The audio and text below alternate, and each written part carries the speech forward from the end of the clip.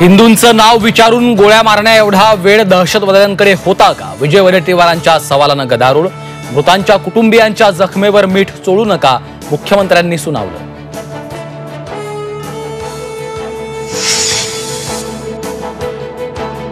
पाकिस्तान भारतापेक्षा 30 वर्ष मागे. पाकिस्तानची परिस्थिती अतिशय बिकट. नेत्यांनी वायफळ बडबड करू नये.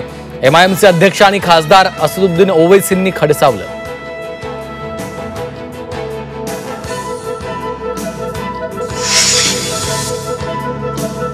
भारत स्वतःच हल्ला करतो, लोकांना मारतो आणि आरोप पाकिस्तानवर करतो. शाहिद आफ्रिदीचे अकलेचे तारे, तर त्या विदूषकाचं का नाव घेताय? असदुद्दीन ओवैसींचा सवाल.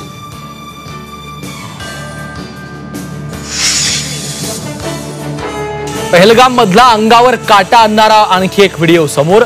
दहशतवादी हल्ला पर्यटकाच्या मोबाईलमध्ये चित्रित.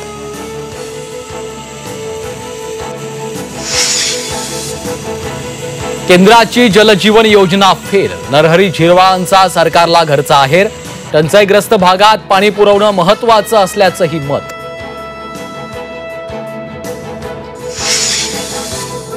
रायगडच्या ग्रामीण भागात पाणीबाणीची परिस्थिती.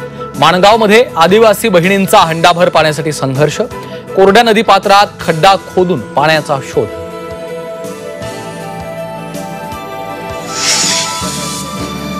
पैनगंगा साखर कारखान्याकडनं शेतकऱ्यांची 50 ते 60 लाखांची फसवणूक.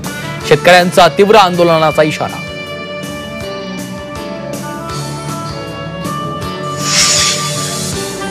पुण्यात 28 लाखांच्या बनावट नोटा जप्त. बनावट नोटांप्रकरणी 5 आरोपींना अटक. शिवाजीनगर पोलिसांकडून तपास सुरू.